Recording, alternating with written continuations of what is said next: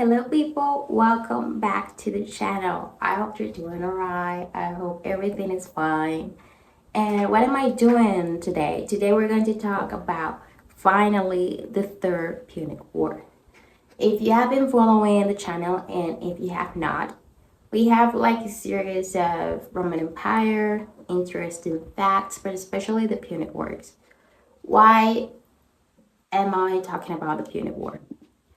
In my personal perspective, I think that the Punic Wars aren't that common or not as popular as probably, of course, it was in the past. But today, people only know like Roman Empire, some of the fights they had with some countries, but Punic War, what is it?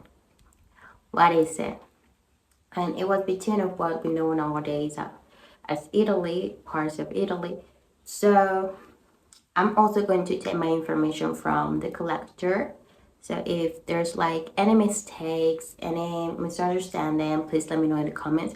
I really love to have like the comment section as a forum for us to exchange not only comments but questions, debates, and everything that could cultivate this community on this channel. So be ready because we're going to talk about the Third Punic War. If you haven't seen the previous ones, I recommend you to go watch it. Even one of those videos I have it in ASMR mode because in my opinion, even when we are asleep, we can actually learn something new. So here we go. The Third Punic War was between 149 and 146 BC. And then with Rome's complete destruction of Carthage, solidifying Roman supremacy in the Mediterranean. So something that happened in the Second and Punic War was that I was constantly seeing that even the winner was losing a lot. But a lot, I mean, like Roman just ended up with a lot of debts, saying of the opposite side. But I was also like questioning if that was like an actual win itself. So now we're going to see that a complete city was destroyed. Would you still consider it as a win? A lot of fleet was also destroyed. So they needed those ships because they were also fighting for the coast, parts of Sicily, and also everything that could be considered as fighting for some piece of water. And they needed like the coast in order to exchange goods. And that's why it was like they both wanted it. They knew that that could be like an easy way for them to gain some power of money through exchanging things, selling things, supporting things. But would you think that, for example, you win a war, but then you have like a bunch of debts, you lost almost like 50 ships, a lot of people, will you still consider it as a win? While Rome won the Second Punic War, it struck a fundamental blow to Rome's martial manpower and military resolve. The Republic was haunted by the ghost of Carthage and Hannibal's campaign on Italian soil. So who was Hannibal? Hannibal was the ones that one of the people that had like the flag on the opposite side, like, hey, I'm going to fight for my people. You cannot come here in Rome, and just appropriate about everything that we had. So he was like an important character in the story. The Romans would initiate the Third Punic War to finally put an end to the conflict between the two Mediterranean superpowers. So we are constantly looking for balances of power. So the Punic Wars began in 264 BCE. At that time, Rome had yet to send a legion outside the confines of the Italian peninsula. In contrast, Carthage's commercial influence stretched from one of their coasts to the Straits of Gibraltar. If I mention something like wrong, if I spell something wrong, take into account that English is my first language to start with. And when we talk about things that happened like old time ago, we have some kind of names. I have also been seeing that as matter as this times we tend to simplify the words. I appreciate that before they didn't get the memo, but before they did like a bunch of interesting words, and of course especially on the names. Oh my god. And beyond to, if we were to believe the reports of an explorer named Hanno skirting the Atlantic coast of West Africa, Africa was also involved. I mean, people wanted to involve Africa in everything, and I was aware of that, but I didn't know that since the Roman Empire, like people wanted to mess up with Africa, like a lot. I don't know why. The Carthaginians regularly mustered like different armies, as many as 300,000 men, according to the Greek historian Siculus. And let me tell you, 300,000 men, that's insane. People that are going to die. And sent them overseas to combat the rival power of Syracuse in Sicily. But that was then, after the dust of the Second Punic War had settled. Carthage was a shell of its former self. Hannibal's defeat at Sama and the following peace treaty robbed the Carthaginians all of their overseas holdings and settled them into an indemnity that was to be remitted over the course of the next 50 years. And that was the reason of the Second Punic War, because the people from Sicily, their prow was damaged. They messed up with their prows. They needed to pay Rome because of the damages that they caused. And on top of that, of course, they weren't like owners of their land anymore in most of the scenarios. So Rome, meanwhile, was ascendant after their victory over Hannibal. They will turn to the east, scoring stunning victories over the Diadochi. They make up be like some kind of new perfume line, Diadochi. Sounds pretty cool. The successor kingdoms of Alexander the Great. First, Macedon was actually in charge of, or just like taken by Lucius Paulus, the son of the consul Paulus who fell at Cain. Next was the Seleucids. Oh my god, those names. The Battle of Magnesia in 188 BCE against the Seleucid dynasty. Actually just settled the superiority of Rome's legions over the traditional Macedonian phalanx. The Treaty of Apamea, let's say Apamea, was signed shortly thereafter, expelling Alexander's successors from Europe and extending Rome's political spheres into Asia Minor. That should be nowadays Turkey. In less than a century, the two Mediterranean powers had completely swapped fortunes. Rome, once confined by rival powers within the center of Italian peninsula, was now sending legions into Syria. Why? This is the time that I say, like, why? You already have like a lot of power, fortune, but you also need to pay debt due to the massive amount of wars you also led. Why do you need more? Why do you need more land? You're just have enough.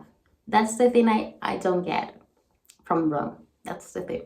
Carthage, once the master of the Middle Sea, was now relegated to the confines of her own walls on a small North African peninsula. They even have peninsulas in Africa. But now we're going to the chapter that is called Carthage Must Be Destroyed. In 153 BCE, the Roman statesman Cato the Elder, let's say Cato or Cato, I would say Cato, sounds like better, my opinion, was sent to arbitrate a dispute between the Carthaginians and the Numidian king Massinissa, who helped Rome in the final battle of the Second Punic War. A veteran of the Second Punic War, Cato had seen firsthand the horrors of Hannibal's generalship. However, upon visiting Carthage, to his amazement, he did not find a metropolis crippled by two major defeats as he expected, but a vibrant, flourishing city. Not only was Carthage able to finally pay off the war indemnity to Rome, the one we talked about, in 151 BCE, but commerce flourished and their army was rebuilt. And you know, Rome is Rome. They are one of the proudest empires who ever existed. So we're going to see how that is going to end. They don't like people that they saw, that they defeated, flourishing again from the ground. They don't like that. Cato returned to Rome, warning of a resurgent courage by ending every speech he made, related in subject matter or not, by exhorting the Romans to destroy their old rival once and for all. Why? And then the phrase, courage must be destroyed. If they already left that in peace, they already pay their fee, war fee, let's call it like that. Why do you need to destroy them again? Why don't you let them to succeed? You already defeated them. They're already lost. Why you need to do it once more just because they're doing great? Envy. That's called envy. Pure envy. Caro almost certainly was not alone in his sentiment. During the conflict, Hannibal killed 1/5 of the entire adult male population of Italy. There would have been few in Rome who would have been unaffected by his devastating campaign. Decades after his death, Hannibal's legacy still haunted the Romans. Citing or citing passages from the Treaty of 201 BCE, Romans used to conflict with the Numidians to censure their old foes. It should not be seen as coincidence that the cessation of the Carthaginian debt payments immediately preceded Rome's hawkishness. In typical Carthaginian fashion, the generals who had taken part in the conflict with Numidia were condemned to death. But this was not enough to just purify their sins in the eyes of the Romans, of course. Sending a delegation to Africa, the Romans offered harsh terms to the Carthaginians to stop the escalating conflict. But what they were doing, nothing. They were trying to leave and they were trying to build from scratch what they just robbed from them. But anyways, knowing their terms, including the abandonment of Carthage, look what they're doing. The city originally wasn't from Rome. They defeated them. They needed to pay some kind of fee. Now they want them to expel the city from their own people, their own population. I don't get these people. Of course, that would be unacceptable. Rome prepared for Rome. I don't get this people. Fear propelled them more than any real transgression on the part of the Carthaginians. The invasion of Africa in 149 BCE. Why? The First Punic War was largely fought on the waves. That's true. The Second Punic War was decided by large decisive battles in the field. That's true as well. The Third Punic War was little more than a single drawn-out siege. Carthage's overseas empire had been confiscated. There was no threat of an overland invasion from Spain. Spain also enters to the equation, Their navy had been disbanded. Punic sails would not be seen harrying Roman ships off the coast of Italy. The army that the Carthaginians could muster was commanded by a general named Hasdrubal. Oh my god, we know Hasdrubal. Our man, he was, I guess, on the Second Punic War, if I'm not mistaken. I remember his name because it's a tough name. Asdrubal, and it was used primarily for the defense of the city.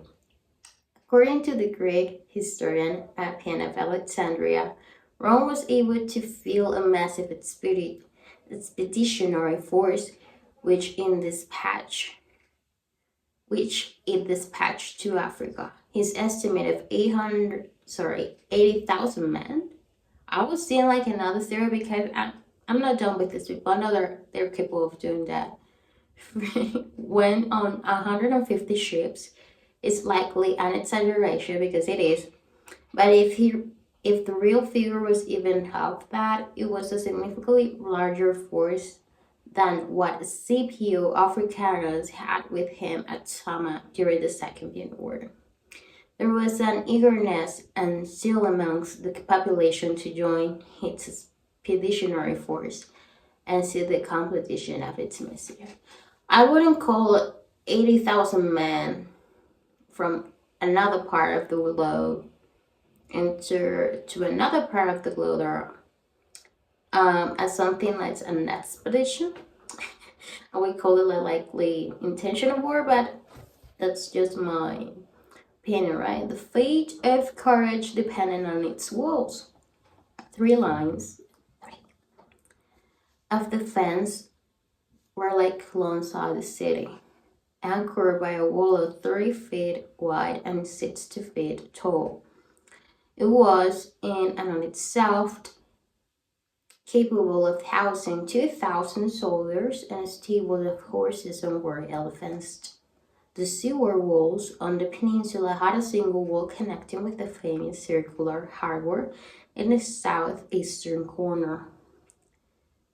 Towering over it was the Birsad, the citadel of courage, and the spot on which, according to legend, Courage's mythic founder, Dido, first cut the Otsuda to lay claim to her dominions. So, Othide, I think, what I would say. The siege of courage and the rise of Scipio. We're going to continue to fly, I know. Because of the expedition, right? You know.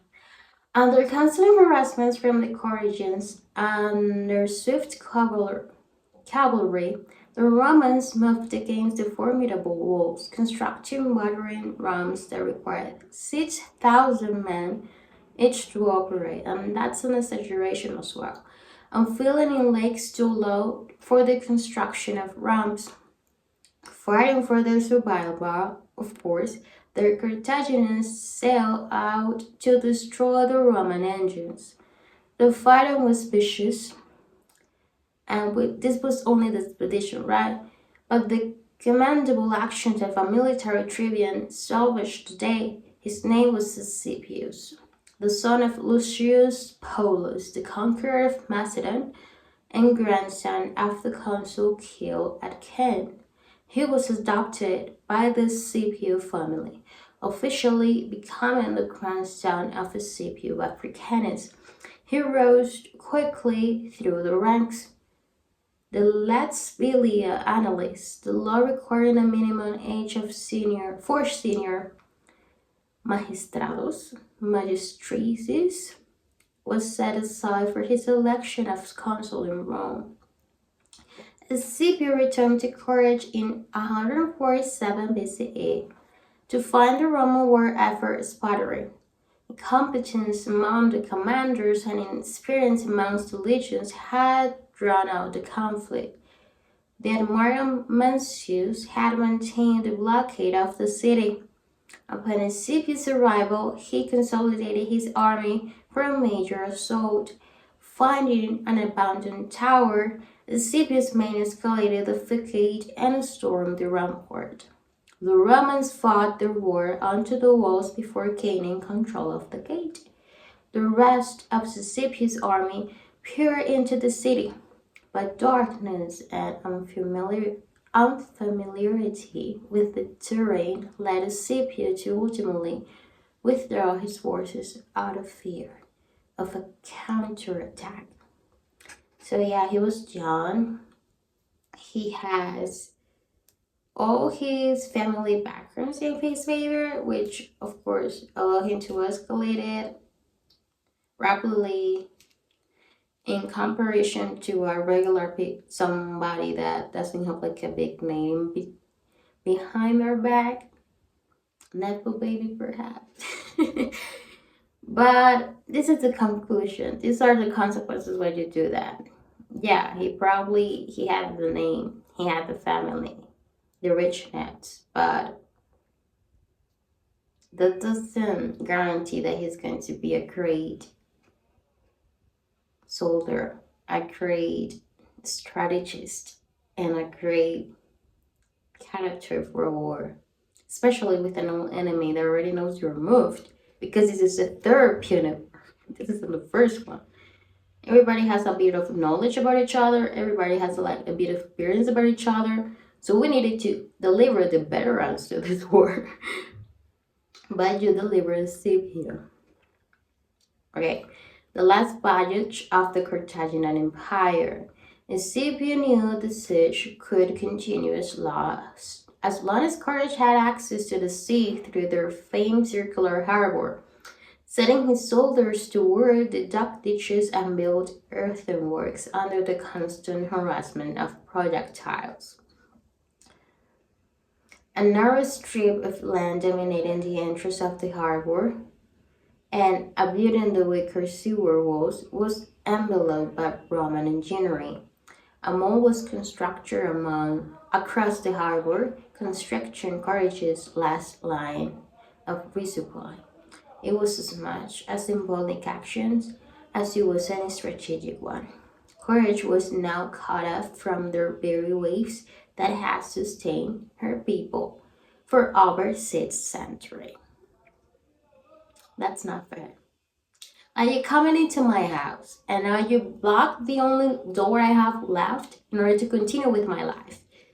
The one you're like damaging for no reason. What did you do? What are you doing? The populace predictably panicked, of course. Under the veil of darkness, men, women, and children set to work cutting a new channel to the sea and constructing a new makeshift fleet. Much to the surprise of the Romans, they awoke to see a flotilla of 50 Carthaginian ships floating out of the sea. It would be the last fleet the Carthaginian Empire would ever put to sail. Demonstrating their continued naval progress, the Carthaginian ships fought adeptly, harassing the larger Roman ships for hours. They were locked into a stalemate. But as the detritus from the Greek ships began to accumulate, the Carthaginians were cut off from retreating into their own harbor. With nowhere left to go, the Carthaginians scrambled to put their ships to shore while many were rammed by the larger Roman ships or dashed against the rocks. Not fair. No. I'm not participating in this. I'm not agreeing in this. Cut off from all access to the sea, the inhabitants of Carthage will soon starve. But for all of the martial skills that the Scipio possessed, he lacked the patience to watch Rome's old enemy wither away. He would deliver the final blow himself. Again, his job on experience, and this is like a consequence of it. The final assault.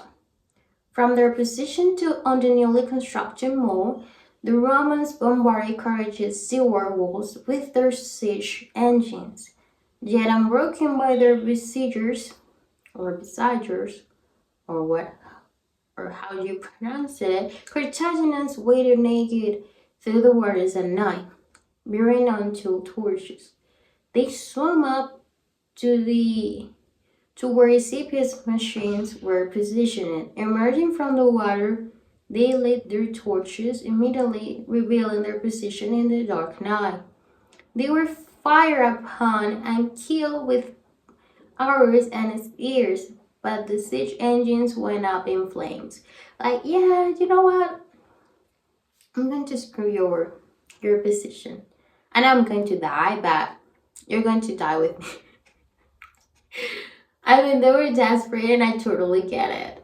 I would think that I will be capable of doing something like that. Like, yeah, you want me to be like on the ground, done, nothing else to do? You're coming with me. Like, you're coming with me. Despite the setback, Scipio, leading the cavalry in person, pushed the Carthaginians back. After taking the adjoining town of Nepheris, what a nice name, Scipio planned his attack on the Bursa, the ancient citadel of Carthage. So he wasn't done with one city, he wanted the other one.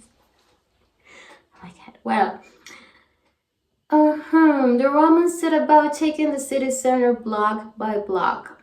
Building 6-story stalls served as platforms from which the defenders harassed the Romans with projectiles, right? Through brutal urban warfare, the Romans seized each building one by one. Legion burst from one roof to the next to cross. Remembering Hasdrubal's earlier cruelty, Scipio ordered the remaining buildings to be set alight, killing their occupants and turning the streets to rubble.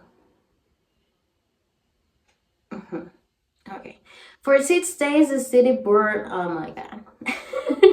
For 6 days, the city burned in this manner. 6 days. A fire of 6 days. Can you imagine that on the size of a small city? Okay. From the rubble of what remained, 50,000 men and women appeared before Scipio, bearing olive branches from the temple of Aesculapius. He granted the people clemency. I would be shocked if he wouldn't have done that, to be honest. While Hasdrubal and his family remained inside the temple.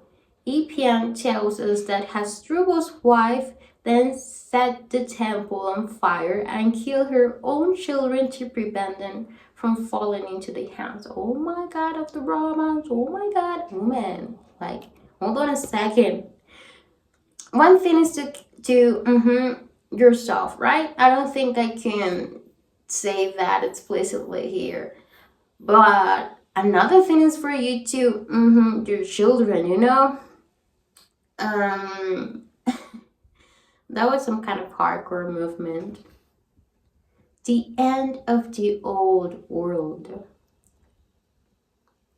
Scipio allowed his soldiers to take what they had earned, according to Roman custom, as the Bursa Hill and the famed temple of Aesculapius burned. Polybius, the Greek historian and slave of the Aemilianus family, is said to have approached his master, who gazed upon the flame. He asked the victorious general why he shed tears. Scipio answered him, quoting the following lines from Homer's Iliad or Lilia. The day shall come in which our sacred Troy and Priam and the people over whom Sperberan Priam rules shall perish all. This sounds like a pretty bad rhymed, you know. The day shall come in which our sacred Troy and Priam and the people over whom Sperberan Priam rules shall perish all. Scipio did not cry for the Carthaginians, but as he watched the last vestiges of a once great empire descend into ruin, he could not help but he had like some kind of anxiety and dread that one day the same fate would befall his beloved Rome. That's right, I agree with you. As if you know that so much destruction, I got my microphone, and also so much death. Of course, at some point it would have been coming with all to Rome because they messed up so many countries, so many empires, so many tribes, populations. Of course, He saw by his own eyes how much damage he had led and portrayed it. And of course, the weight of consciousness. Oh my God, that's also like a big one. And you know from your own eyes how Rome would fall. For now, however, Rome assured in a new age. I disagree. I don't know what is asking me if I agree with history. I know, but I would say that I could disagree with this one. The same year, 146 BCE, that Carthage fell also saw the destruction of Corinth, the last free city of the Archean League. After decades of indirect rule through puppet rulers, Rome now destroyed any semblance of great freedom. Greece, once the home of democracy, was like submitted by Roman hegemony. For centuries, derived their just like the kind of bad relationship that they both have between the Carthaginians and the Greek were defined the central and western Mediterranean. Now they both the Roman mind. The Mediterranean had always been connected by its trade routes, but now the sea, once home to many different cultures and languages, was quickly becoming Roman. It was now Mare Nostrum. That means our sea. And what do you think about this story? To be honest, I really despise the Romes. I really despise not the population itself, the people in charge. Like, what makes you entitled of taking things that are yours in so much variety and forms? They even messed up with Africa. Africa, guys, like, you need to go pretty far away to do that. Then they wanted to go to Syria. What are you guys doing? Like, what did you do? What were you thinking? You already have like a massive piece of land. And one of the causes of the Romans' destruction was that they had like this large piece of land, but the communication was difficult because of that. The distances were so long that everybody was doing whatever, and it was like more difficult to maintain the control of every peninsula because they had so many. They had so many, and of course, the larger the territory, it's going to be more difficult to control it. And that's avaricia on its own word. But I have to be objective. If I were like Rome, I would have like continue a third one. Because as I mentioned, because on the previous two ones, they had like significant losses. They were like already in debt. So I would just focus on paying my debts and encouraging people, like maintaining my people, because we just lost so many men. We just lost so many ships as well. So I need like people, workers to reveal all the ships that I lost and people to rise the economy again in order to fill out our debts.